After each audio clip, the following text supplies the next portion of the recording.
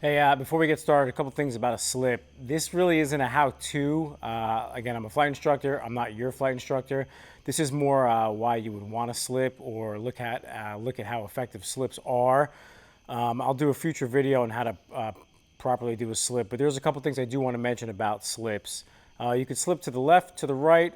Doesn't really matter. It kind of depends on the maybe where the wind is coming from. I usually slip to the right because if I slip to the left with the window open, the door open, everything gets blown around. My headsets get blown off. My hat. All right, that's enough of me ranting. Let's go flying.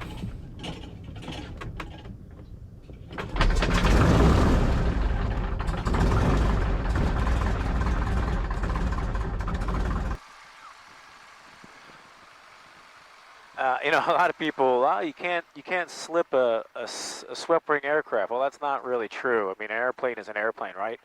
The laws of aerodynamics and physics apply to the Cub the same way they do a 747. And you talk to some of the old timers, and they talk about slipping the airplane, you know, slipping a jet all the time. In the Airbus, in normal law, you can't do it because it doesn't let you really use the rudders. Most Airbus pilots don't even realize the airplane has a rudder. Do it in emergency, like I forget what it's called, the Gimli glider or whatever it was. I don't know, but they slipped the airplane because they lost all engines. They need to get down. So, you know, that's a good point to hammer home. Is you know, if you lose an engine, you're out flying, you lose your engine, and you have one field and you're high, and you can't quite circle around because you don't have enough momentum to make it. Well, that's a perfect opportunity when you would slip the airplane, right? To get it down, get it in that field. So when you see these comments that, oh, slipping is showing off, or you don't need to slip, the airplane has flaps, this or that, that's completely wrong. And slipping, like anything else in flying, it's a great tool to have in case you need it, or in case you're coming in a little high, a little hot, and you want to bleed off the airspeed, lose the altitude. Slipping it's the perfect solution. So again, when you see people tell you that you shouldn't slip, or you know, we're not going to train slipping, that should be a red flag automatically. So. Flying W Shop, Yellow Code departing runway 19, flying W, heading on over to Owls. Again, seems intersection takeoffs are a thing that you can definitely do, but the two useless things in aviation are the runway behind you and the altitude above you. So early morning, first flight of the day, just use as much runway as you can.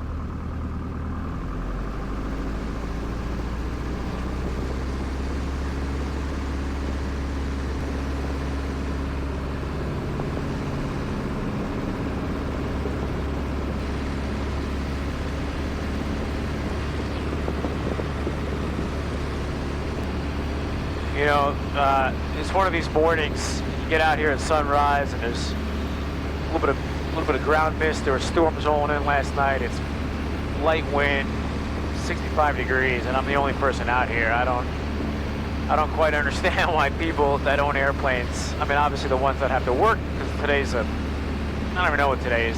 Today's Friday, I think. But you know, why not get a flight in before work, right? I don't know. This is the golden hour as far as lighting goes, but it's also kind of a magical hour to get out here early in the morning. Kind of sets the day off to have a really good day. But I mean, look around. It's absolutely killer outside right now. So if you're going to do flying, try to do it early in the morning, because it is just absolutely beautiful right now. It really does not get much better than this. All right, so there's a little bit of wind from the west. I'm going to use runway 31 at Allen's, which is kind of sets us up perfectly because there is trees and there is power lines, and that's exactly when you would want to slip to get over that.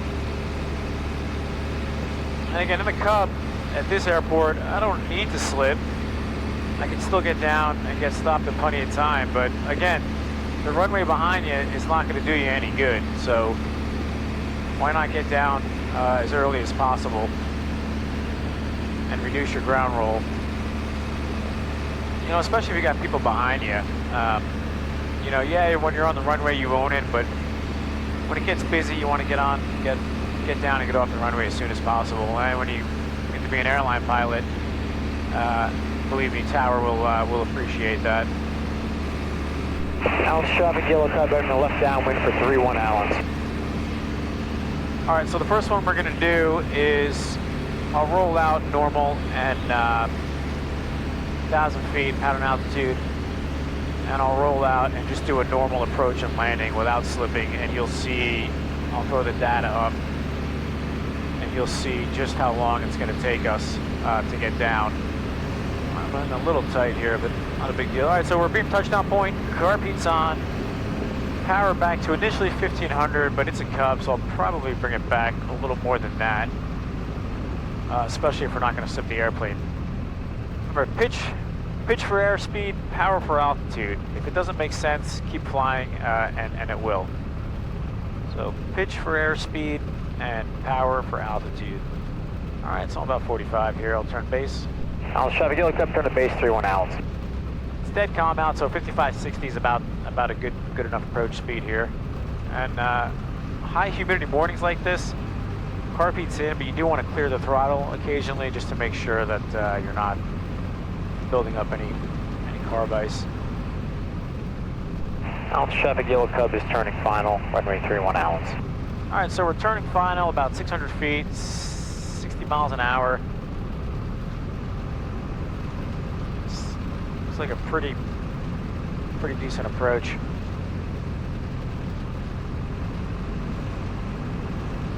So you'll see what's needed without slipping, how far I'd have to go out to make this kind of a normal approach, and then you'll see when we do it again here, when I slip the airplane, how much tighter we can bring it in.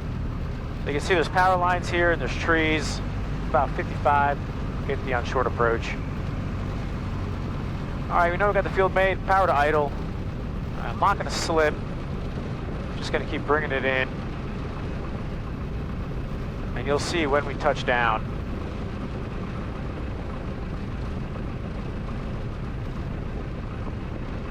Do a 3-point here.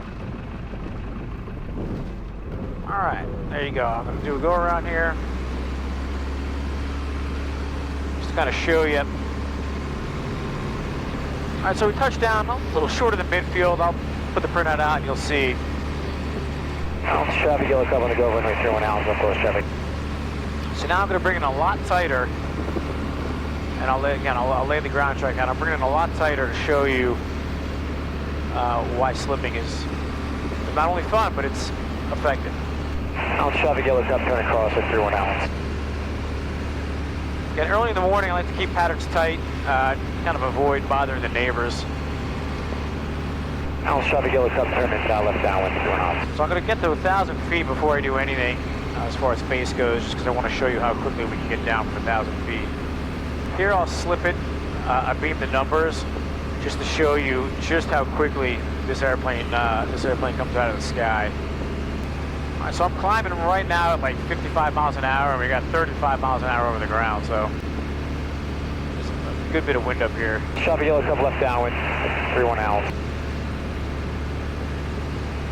All right, so again, it's not an exact science. I'm about the same altitude, 1,000 feet.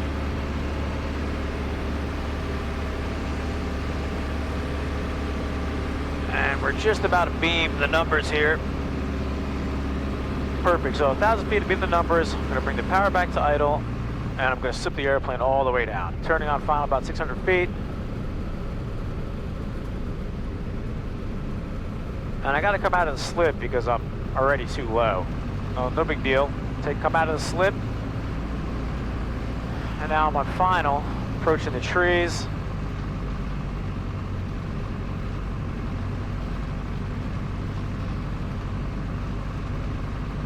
Power back to idle. I know I've got it made, and now I'm going to put the slip in. See how much quicker we come down? Bring it out of the slip.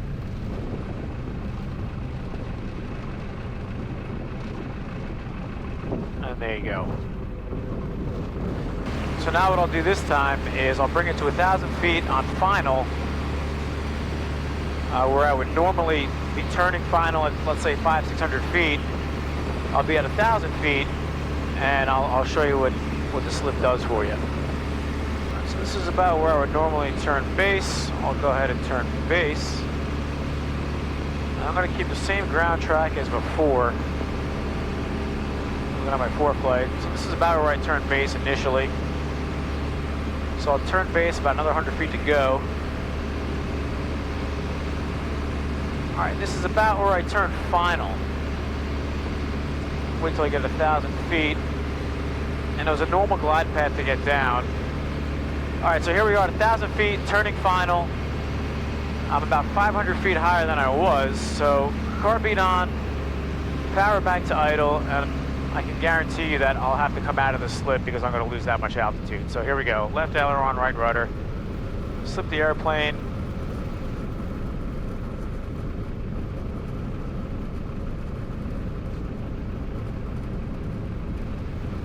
Right now I'm showing 1,000 foot per minute descent on ForeFlight. I don't know how accurate that is, but pull it back a little bit more. Showing 60, and I'm definitely going to have to come out of the slip. Get back on center line. Coming out of the slip, but I'll put it in the slip again once I know I got the field made. So here, field's made, power's back to idle, put in a slip, and come out of the slip and just 3-point it. So look how much earlier I'm touching down too. Well, there you go. So I was at 1,000 feet turning final, way high, put it in a slip, and I actually had to come out of a slip because I was descending too low. So that's how you know slips are incredibly effective. And now I'll show you a really tight approach where I beam the numbers, 1,000 feet, I'll cut the power, I'll put it in a full slip the entire time, and watch how quickly we can bring it in. All right, just about 1,000 feet, I'll turn it around and I'll be at beam the touchdown point, and I'll immediately pull the power back and start and head right for the numbers. All right, carb heat on, beam the numbers, power back to idle, put the airplane in a slip, and watch how quickly this thing comes down. It comes down like a rock. So I'll keep the turn going all the way. Still pitch for airspeed, power per altitude, same rules apply. Come right for it. About 1,300 feet per minute descent. Still really high, but not a big deal. Just keep it in the slip, and all is well. A little fast. There we go. This is working out perfect.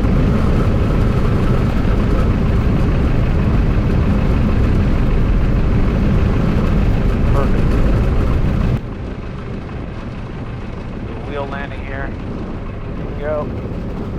I mean, that's it. So slips are not only fun, but look how effective they are. I was beam the numbers at 1,000 feet and went directly to the numbers in a full slip and touched down, I think, earlier than the slip from a normal pattern. So again, this is something you want to go out and practice with your flight instructor. You don't have to do full slips initially, just kind of work your way into it. And go ahead and do slips at, up at altitude, 3,000-4,000 feet to get a feel of it.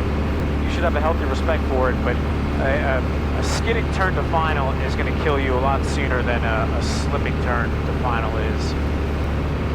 But again, slips are a great tool. And again, there's a difference between a side slip, which is what you would do in a crosswind landing, versus a forward slip, which is what we just did back there.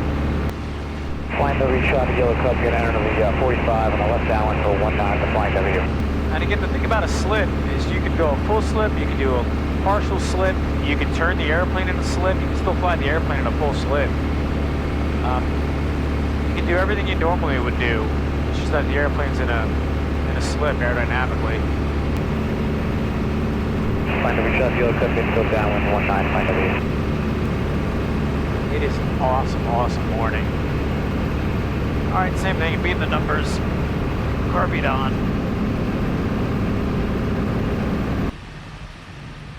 Power back to idle.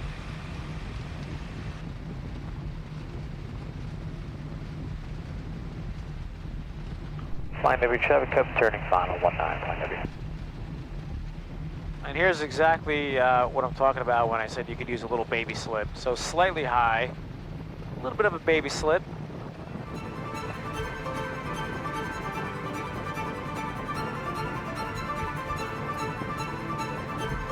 Center line could be better, but all right, there's slipping 101 for you.